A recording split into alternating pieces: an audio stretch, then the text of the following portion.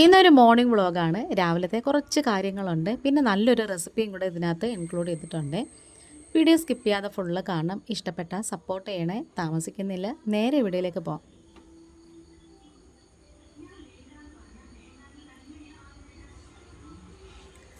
രാവിലെ ഇപ്പം 5:30 മണിയൊക്കെ ആവാറായിട്ടുണ്ട്.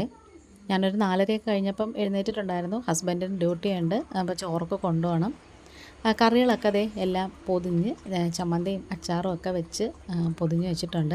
മാമൻ അപ്പോഴേക്കും വിളക്കൊക്കെ കത്തിച്ചേ. അതൊക്കെ കഴിഞ്ഞിട്ട് ഹസ്ബൻഡ് ഇപ്പം പോകാൻ ഇറങ്ങുവാണ്. അപ്പം ഞാൻ കുറച്ച് സമയം അവിടെ നിൽക്കുന്നുണ്ടായിരുന്നേ. നല്ല മഴയായിരുന്നു ഇന്നലെ രാത്രിയൊക്കെ. അല്ലെങ്കിൽ ഇപ്പോൾ കുറച്ച് ദിവസമായിട്ട് മഴയാണല്ലോ, എല്ലാ സ്ഥലത്തും നല്ല മഴയാണ്. മുറ്റമൊക്കെ ദേ ഇങ്ങനെ നനഞ്ഞ് കിടപ്പുണ്ട്. അപ്പോൾ ഇനിയിപ്പോൾ അങ്ങോട്ട് പോയി കഴിഞ്ഞതിന് ശേഷം പിന്നെ ഞാനൊരു ഇച്ചിരി സമയം കൂടി കിടന്നങ്ങ് ഉറങ്ങുവേ. പിന്നെ ഒരു 7 മണിയൊക്കെ ആയപ്പോഴാണ് കേട്ടോ ഒന്ന് എഴുന്നേറ്റത്. അപ്പോൾ മഴ നനഞ്ഞിട്ട് ഇങ്ങനെ ചെടികളൊക്കെ നിൽക്കുന്ന കാണാനും ഈ പൂക്കളിങ്ങനെ നമ്മളെ കുലുക്കുമ്പോൾ ഇങ്ങനെ വെള്ളം വീഴുന്ന കാണാനൊക്കെ നല്ല രസമുണ്ട് കേട്ടോ. മൊസാന്തയാണെങ്കിൽ ഇങ്ങനെ താണ് കിടക്കുകയാണ്, പൂവിൻ്റെ വെയിറ്റ് കാരണം നനഞ്ഞിരിക്കുന്നതുകൊണ്ട്. അങ്ങനെ കുറേ സമയം മുറ്റത്തൊക്കെ നിന്ന് കഴിഞ്ഞിട്ട് ഞാൻ അടുക്കളയിലേക്ക് ചെന്നു. പാലൊക്കെ കാച്ചി പിന്നെ തേയിലയൊക്കെ തിളപ്പിച്ച് നല്ലൊരു ചായയൊക്കെ ഇട്ടിട്ട് പിന്നെ മാമന് ചായ കൊണ്ടു കൊടുത്തേ. ഞാനിപ്പോൾ കഴിക്കില്ല, കാരണം എനിക്കിതിന് മുമ്പ് ഒരു ഗുളിക കഴിക്കാനുണ്ട്. അതുകൊണ്ട് ഞാൻ ചായ പിന്നീട് കുടിക്കത്തുള്ളേ. അങ്ങനെ അതൊക്കെ കഴിഞ്ഞു. പിന്നെ മോള് എഴുന്നേറ്റിട്ടില്ല. മോളുടെ റൂമിലൊക്കെ ചെന്ന് ജനലൊക്കെ തുറന്നിട്ടു കേട്ടോ. അപ്പോൾ ഈ ഒരു പരിപാടിയൊക്കെ ചെയ്യുന്നത് മോളുടെ പണിയാണ് കേട്ടോ. ഇത് ബൾബാണേ. ഇങ്ങനത്തെ പരിപാടിയൊക്കെ ചെയ്യാൻ അവൾക്ക് ഭയങ്കര ഇൻട്രസ്റ്റാണ്. പിന്നെ നല്ലപോലെ പടവും വരയ്ക്കേ. ചുമ്മാ ഇരിക്കുന്നതിനേക്കാളും ഇങ്ങനെ കുറേ ക്രിയേറ്റീവായിട്ടൊക്കെ ചെയ്യാറുണ്ട് കേട്ടോ. അതെന്തായാലും നല്ല കാര്യമാണ്. അപ്പോൾ പച്ചക്കറിക്കാരൻ വന്നു. കടച്ചക്കയും ചീരയൊക്കെ ഉണ്ടായിരുന്നു. ചീരയൊന്നും ഞാൻ മേടിച്ചില്ല.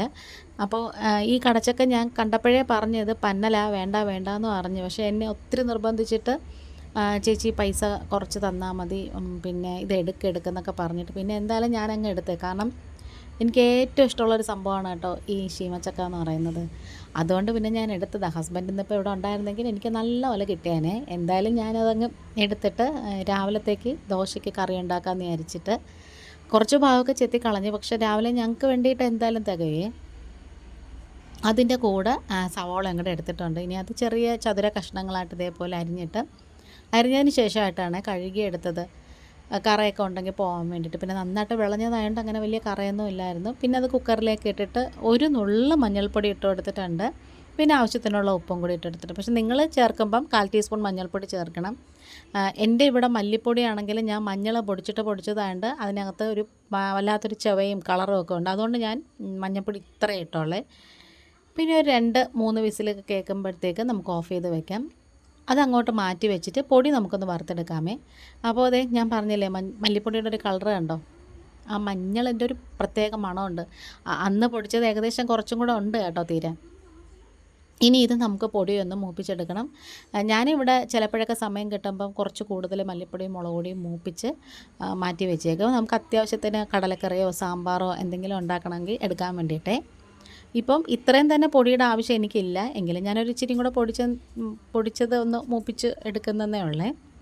ഇപ്പം നമ്മൾ 1 കപ്പ് മല്ലിപ്പൊടി എടുക്കുന്നെങ്കിൽ ഒരു 1/4 കപ്പ് മുളക് പൊടിയും കൂടി എടുത്തിട്ട് ഇച്ചിരി എണ്ണയും കൂടി ഒഴിച്ചിട്ടൊന്ന് വറുത്ത് വെച്ചേക്കണമെന്നുണ്ടെങ്കിൽ കുറച്ച് ദിവസമൊക്കെ നമുക്ക് എടുക്കാമേ. എന്നിട്ട് അതേ ചീനിച്ചട്ടിയിൽ തന്നെ ഞാനിങ്ങനെ നമ്മൾ വേവിച്ച് വെച്ചിട്ടുള്ള ആ ശീമച്ചക്കയും സവാളയൊക്കെ ഉണ്ടല്ലോ ഇതിലേക്ക് അങ്ങ് ഇട്ട് കൊടുത്തിട്ടുണ്ട്. നന്നായിട്ട് വെന്തിട്ടുണ്ട് കേട്ടോ. നല്ലോണം അങ്ങനെ വെന്ത് ഉടയാറായിട്ടിരിക്കുന്നതുകൊണ്ട് ഞാൻ പതിയെയാണ് ഇളക്കുന്നത്. നല്ല വെണ്ണ പോലെ വെന്തിട്ടുണ്ട്. ഇത് ദോശയുടെയും ഇഡലിയുടെയും ചോറിൻ്റെയൊക്കെ കൂടെ കഴിക്കാൻ നല്ല സൂപ്പറാണ് കേട്ടോ. എൻ്റെ ഏറ്റവും ഫേവറേറ്റ് ആയിട്ടുള്ളൊരു സംഭവമാണ്. പക്ഷെ ഞാനിത് എപ്പോൾ ചെയ്താലും അമ്മ ചെയ്യുന്നതിൻ്റെ അത്രയും ടേസ്റ്റ് വരുമോ എന്ന് എനിക്കൊരു ഡൗട്ടുണ്ട്. അമ്മ ഇത് നല്ല സൂപ്പറായിട്ട് ചെയ്യേ. പിന്നെ ലാസ്റ്റ് നമ്മൾ കുറച്ച് തേങ്ങാപ്പാലും കൂടി ഇതിൻ്റെ മുകളിലേക്ക് അങ്ങ് ഒഴിച്ചു കൊടുക്കാം. ഇനി നമുക്ക് ഗ്യാസ് അങ്ങ് ഓഫ് ചെയ്തേക്കണം. കാരണം തേങ്ങാപ്പാൽ ഒഴിച്ചതിന് ശേഷം ഏത് സാധനമാണെങ്കിലും ഏത് കറിയാണെങ്കിലും തേങ്ങാപ്പാൽ ഒഴിച്ചതിന് ശേഷം ഇപ്പോൾ പായസമാണെങ്കിലും കറികളാണെങ്കിലും ശരി പിന്നെ തിളയ്ക്കാൻ പാടില്ല. നമ്മളങ്ങ് ഓഫ് ചെയ്ത് വെച്ചിട്ടുണ്ട്.